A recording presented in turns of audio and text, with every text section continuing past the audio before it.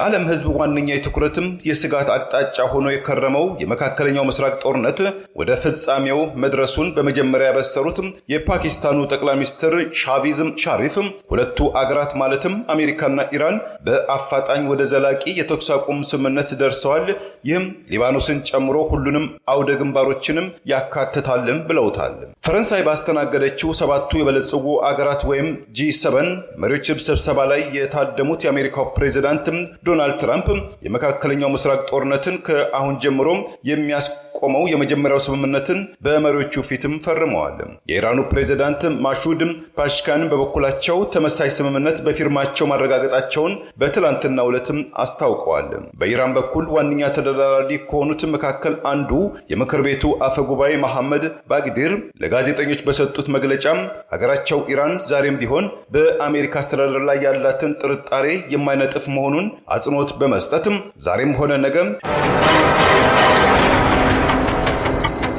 የኢራኑ ፕሬዝዳንት ማሱድ ፓሽካን የመግባቢያ ሰነድ ስምምነቱን ኢራን በአሜሪካና በሸሪኮቿም የተጣለባትን ኢኮኖሚያዊ፣ ፖለቲካዊ ማዕቀቦችን በጣት ሳይወጣችበት ስትራቴጂካዊ ድል አዲስ ዓለም በኢራን በመካከለኛው ምስራቅ የፈጠረም ከጠንካራዋ ኢራን የተላከም ታሪካዊ ሰነድ መልእክት ነው። ስለዚህም ከዚህ በኋላ በአንድ ወገን ብቻም ሳይሆን ሰላም በመከባበር ላይ የተመሰረተም ይሆናል በማለትም የሰላም መግባቢያም ሰነዱን ከፈረሙ በኋላ በማህበራዊ ትስስር ገጻቸው ላይ አጋርተዋል። የ14 አንቀጹ የመግባቢያ ሰነድ ስምምነት ዝርዝር ማብራሪያም በይፋ ባይገለጽም ፕሬዝዳንት ዶናልድ ትራምፕ ከዚህ ቀደም ቀይ መስመር ያሉት ኢራን የኒውክሌር ፕሮጀክቷን ለጦርነትም አይደለም ለልማት ማጎልበት አትችልም፣ የቦሊስቲክ ሚሳይሎችን መታጠቅ አይፈቀድላትም ማለታቸውን ያወሱትም ኢነርጂ አስፔክት የተባለው ጥናት ማዕከል መስራች የሆኑት አሚር ታም ሴን አሁን ከምናነፈንፈው የቃላት ልውውጦችም አኳያም ኢራን በጥሩ ሁኔታ ላይ ያለችም በአመዛኙ የተጠቀመች ይመስለኛልም ብለዋል። ሌላው አነጋጋሪ ጉዳይ የቀድሞው የአሜሪካው ፕሬዝዳንት ባራክ ኦባማም አሜሪካና እስራኤል በጣምራ በኢራን ላይ የዛሬ 3 ወራትም አካባቢ የከፈቱት መጠነ ሰፊም ጦርነትም ኢራንን የወሰደችው አጸፋዊ እርምጃዎችም በዓለማችን ላይ ከበለጸጉት አገራትም እስከ ዝቅተኛ ኢኮኖሚ ያላቸው የሶስተኛው ዓለም አገራትን ኢኮኖሚያቸውንና ፖለቲካቸውን ከማናጋትም በተጨማሪም ቀጣዩ ዓለማችን እጣ ፈንታ ወዴት ሊያመራ ይሆን የሚል ስጋት ማሳደሩ የአደባባይ ሚስጥር መሆኑ አይዘነጋም። ታዲያ ይህ ከመካከለኛው ምስራቅ አንስቶ በአራቱም የዓለማችን ማዕዘናት የስጋት ቀጠና የነበረው ጦርነትን ለማስቆም በፓኪስታን ዋና አሸማጋይነት በነገው ዕለትም ስዊዘርላንድ ውስጥ የመግባቢያ የሰላም ስምምነት ይፈራረማሉም ተብሎ ይጠበቃል። ከዚህ ጦርነት ማናተረፈ ማንስ ከሰረ የሚለው ጥያቄም ሊነሳም የግድ ብሏል። በዚህ ጉዳይ በወፍ በረርም እንቃኛለን። የአሜሪካው ፕሬዝዳንት ዶናልድ ትራምፕ በተለያዩ መድረኮች በተለያዩ ጋዜጣዊ መግለጫዎቻቸው ላይ የአሜሪካና የእስራኤል ጣምራም ጸረ ኢራን ዘመቻም አሜሪካንን የድል አድራጊነቱን ያንጸባረቀ መሆኑን በድፍረትም ይናገራሉ። ፕሬዝዳንት ትራምፕም ገና ከጅማሬው የተወሰኑ የኢራን አውራ መሪዎችን በገደሉ ማግስትም ጦርነቱ በኢራን ውስጥ ህዝባዊ አብዮትን ለመቀስቀስም መንገድ ጠራጊ ሆኗል፣ የኢራን ህዝብን ነፃ መውጣቱን በድፍረትም መናገራቸውም ተመልክቷል። ይሁንና ገለልተኛም ተንታኞችም ከዚህ የተለየ የተወሳሰበ ግምገማዎችን ሲያቀርቡም ሰንብተዋል። የአሜሪካው የህዝብ ራዲዮ አገልግሎት PBS ባካሄደው ጋዜጣዊና እውነታዊ አፈላላጊነት አሜሪካና እስራኤል በአውደ ግንባሩ ላይ እውነተኛ ድል አድራጊዎች ቢሆኑም የአሜሪካ መከላከያ ተቋም ፔንታጎን ባለስልጣናትም ለኮንግረስ ባቀረቡት የጦርነቱ ውሎ ሪፖርት ከ80 ከመቶ በላይ የኢራን ሚሳይሎችን፣ ድሮኖችን፣ የባህር ኃይል አቅም በጦርነቱ ማሽመድመዱ ቢነገርም ሙሉ በሙሉ የኢራን የመዋጋትም ጦርነትም ያለመሽመድመዱ ጣምራ ጦርነቱ ድል አድራጊነት ነው ብለው መናገራቸው አይቻልም የሚል ጥያቄዎችን እየተነሱም ይገኛል። አንድ ተንታኝ ለፒቢኤስ በሰጡትም አስተያየት ኢራን የዓለማችን 20 ከመቶ የነዳጅ ጫኝ መርከቦች የሚተላለፉበትን ወሳኙን የሆርሙዝ ሰርጥን ሰንጋ በመያዝ ከአካባቢው የሚወጡ ሆነም የሚገቡ የንግድ መርከቦችን እንቅስቃሴን በቁጥጥር ስር ለማድረግ መቻሏ ከጦርነቱ በፊት የነበረውን የዓለም ኢኮኖሚ ለተመለከቱ በቢሊዮኖች ለሚቆጠሩ የዓለማችን ህዝቦች ከአሜሪካ ይልቅ ኢራን ምን ያህል በኢኮኖሚያዊ ስሌቱ የትኩረት አቅጣጫና የበላይነት ዝንባሌ እንዳላትም አመላካች ነው ብለውታል። ለቀጣዩም 60 ቀናት የሚዘልቀው የሰላም መግባቢያ ሰነድ ስምምነት ኢራን ለዓመታት የገነባችው ለልማት ኃይል ማመንጫም ተግባር አውለዋለሁ የምትለው በተቃራኒው በአሜሪካና በሸሪኮቿ ዘንድ የኒውክሌር ማስወንጨፊያ መሳሪያ ቀመር ነው የሚሉት የዩራኒየም ንጥረ ነገር ክምችቷን እንዴት ማስወገድ ይቻላል የሚለውን እንደ ፈረንጆቹ አቆጣጠር በፕሬዝዳንት ባራክ ኦባማ ዘመን በ2015 የተፈረመውን የኒውክሌር ስምምነትን ከግንዛቤ ውስጥ የከተተም የሚነጻጸር መፍትሄም ለማምጣትም ይሞከራልም ተብሏል።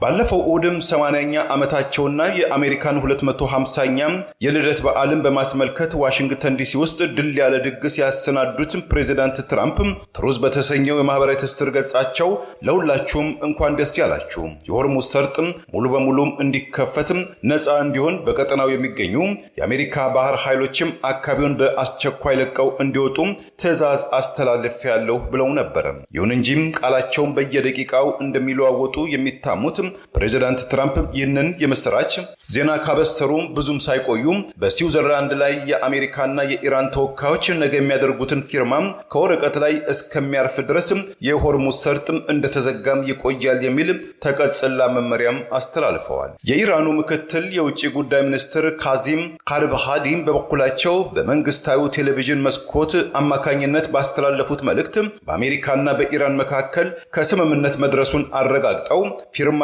ሳይኖር ወደ ተግባር ይገባል የሚባል ነገር የለም፣ እስቲ እስከ ነገ አርብ እንጠብቅም፣ ለዚህም ተግባር ሌላኛዋ አደራዳሪ አገር የኳታርን ሚናን እናደንቃለንም ብለዋል። የዓለም ሕዝብ ዋነኛ የትኩረትም የስጋት አቅጣጫ ሆኖ የከረመው የመካከለኛው ምስራቅ ጦርነት ወደ ፍጻሜው መድረሱን በመጀመሪያ ያበሰሩት የፓኪስታኑ ጠቅላይ ሚኒስትር ሻህባዝ ሻሪፍ ሁለቱ አገራት ማለትም አሜሪካና ኢራን በአፋጣኝ ወደ ዘላቂ የተኩስ አቁም ስምምነት ደርሰዋል፣ ይህም ሊባኖስን ጨምሮ ሁሉንም አውደ ግንባሮችንም ያካትታልም ብለውታል።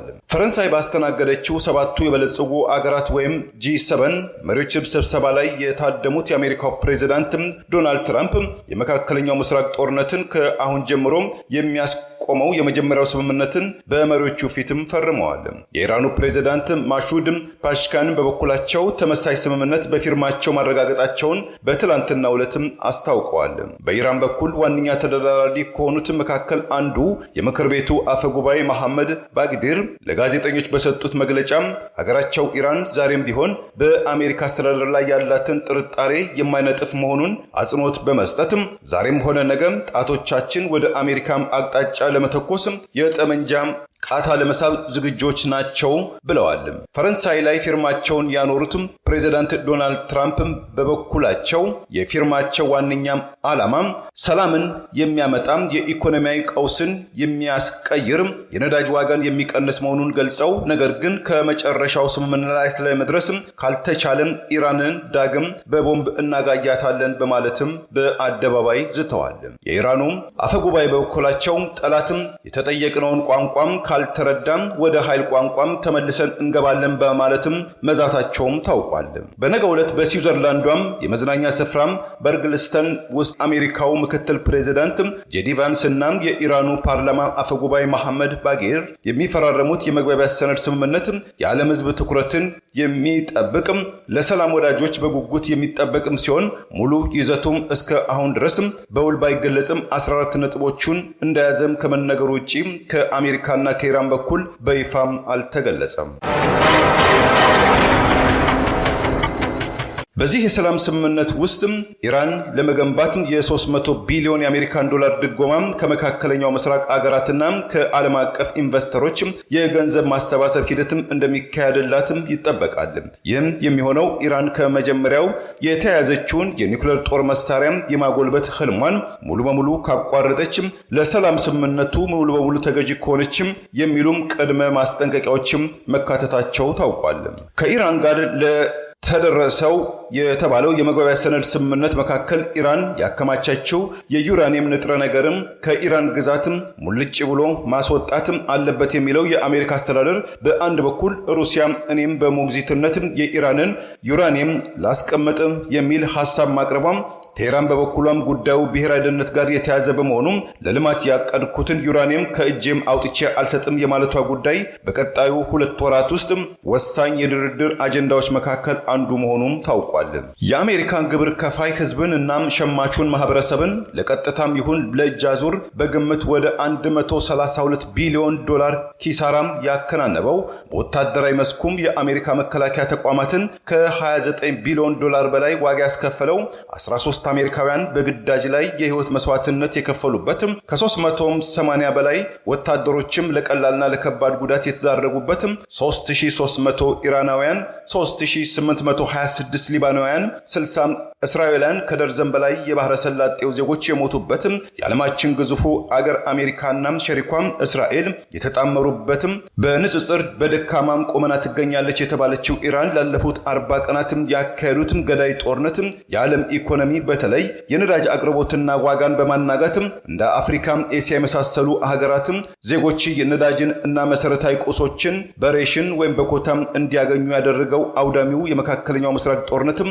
በማጠናቀቅ ረገድ ፕሬዚዳንት ትራምፕ የተከተሉት ፖሊሲም ደካማም ነው፣ መውጫ መንገድም ወይም ኤግዚት ስትራቴጂ የሌለው ነው የሚሉም ትችቶችም ቀርበውበታል።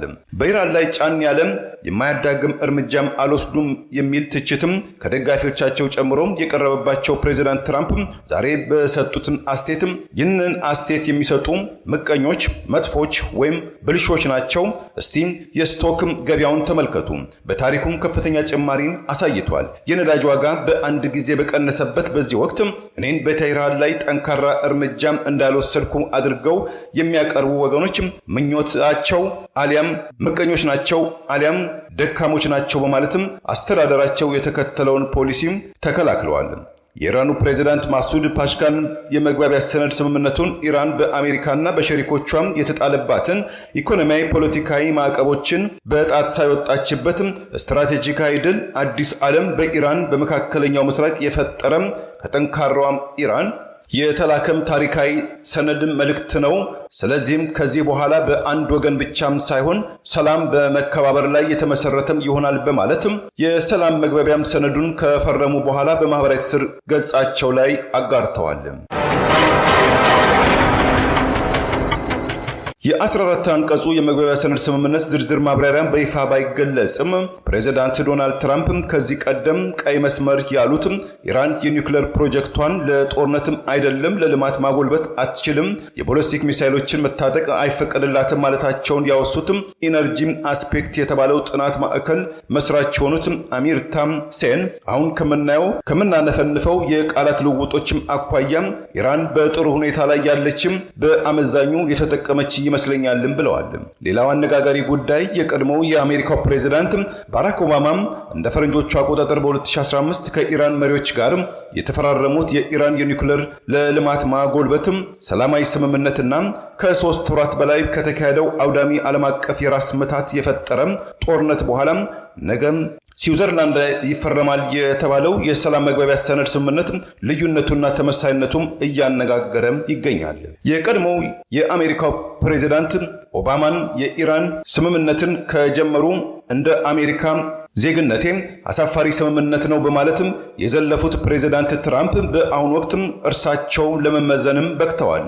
የቀድሞው ፕሬዝዳንት ባራክ ኦባማም ባለፈው እሁድም ከኤቢሲ ኒውስ ጉድ ሞርኒንግ አሜሪካን ፕሮግራም ጋር ባደረጉት ቃለ ምልልስ ከኢራን መንግስት ጋር በነገው ዕለት የሚደረገው የሰላም ስምምነት መግባቢያም በእኔ ዘመን ከተፈረመው ሰነድ ጋር የተለየም ስለመሆኑ እጠራጠራለሁ። ከሁሉም በላይ በዚህ የመግባቢያ ሰነድ ስምምነት ጦርነት ይቆማል፣ የሲቪሊያኖች ሞት ይቆማል፣ የአሜሪካም የፖሊሲ ቀማሪዎችም ከወታደራዊ እርምጃ በፊት ለዲፕሎማሲያዊ ቅድሚያም እንዲሰጡም የሚያስገድድ ትምህርትም የተወሰደበት ይመስለኛልም ብለዋል።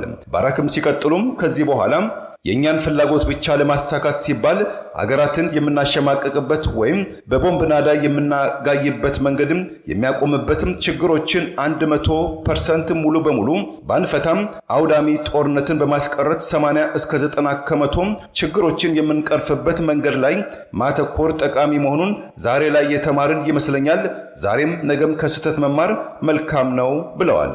የዛሬን አያድርገውና ፕሬዚዳንት ባራክ ኦባማም ከአውሮፓዎቹ አጋሮቻቸው ከእንግሊዙ የቀድሞው ጠቅላይ ሚኒስትር ዴቪድ ካሜሮን ከፈረንሳዮቻቸው ኒኮላስ ሳርኮዚ ጋር በሞቅታም ተነሳስተው አርፈው የተኙትን የሊቢያውን የቀድሞ አምባገነን መሪ ፕሬዚዳንት መሐመድ ጋዳፊን አስተዳደርን ከአየር በቦምብ በማጋየት ከስልጣን ያወረዱበትም ለሊቢያ ሕዝብ የዲሞክራሲ ዳቦ እናስገምጣለን ያሉበትን አውድ ብዙም ሳይቆይ ሊቢያ ወደ ለየለት የእርስ በርስም ጦርነትም የጎበዝ አለቆች አገርነት ማዳረጋቸውን የተመለከቱት ባራክ ኦባማ በስልጣን ዘመናቸው ከሰራቸው ትልቁ ስህተቶችም ጋዳፊን ማስወገድ ነው በማለትም እንደ ፈረንጆቹ አቆጣጠር በ2016 ከፎክስም ቴሌቪዥን ጋር በነበራቸው ቃለ ምልልስም መግለጻቸው ለአሜሪካም ሕዝብ አደረኩት ከሚሉት መልካም ተግባራት መካከል እንደ ፈረንጆቹ አቆጣጠር በ2008 ተንኮታክቶ የነበረውን የአሜሪካን ኢኮኖሚን ነፍስ መዝራታቸውን ትልቁ ስኬታቸው እንደሆነ መናገራቸው ይታወሳል።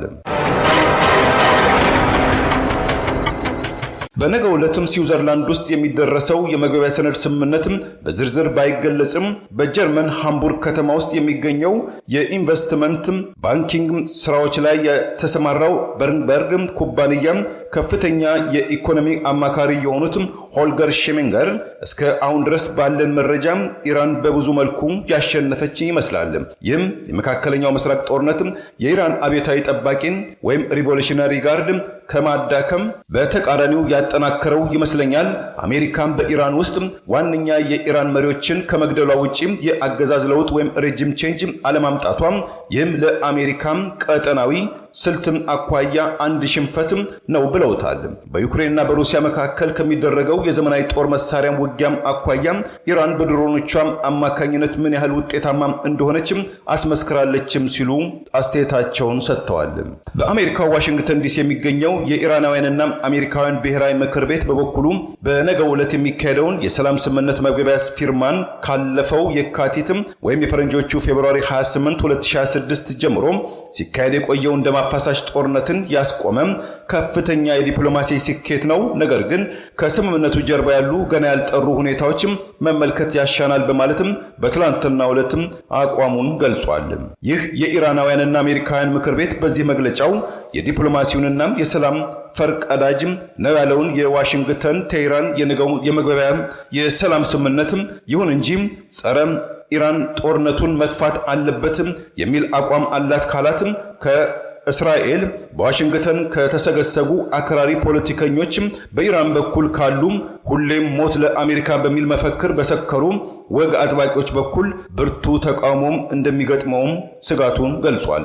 እንደ ዓለም አቀፉ የስትራቴጂክ ጥናት ማዕከል ዳሰሳም በዚህ ጦርነት ውስጥም ማን አተረፈ ማን ከሰረ የሚለው ለመመልከትም አሜሪካም ኢራን የኒውክሌር የጦር መሳሪያ ባለቤትም እንዳትሆን ከመጀመሪያው ጀምሮ የተያዘችውን ፖሊሲዋን ማስመልከቱም ኢራን ደግሞ በቀላሉ የአገዛዙ የእድሜ ማስቀጠል መቻሏም በተለይ ደግሞ ከአሜሪካና ከእስራኤል ላለፉት 100 ቀናትም ሲወርድባት የነበረው ድብደባን በመቋቋም አጠፋዊ ምላሽን የመስጠትም አቅሟን ሙሉ በሙሉ አለመንጠፉም የሆርሙዝ ሰርጥን ክርችማ አድርጋ መዝጋቷን በተግባር ማሳየቷም ለኢራን ትልቅ ስኬት ነው ብሎታል።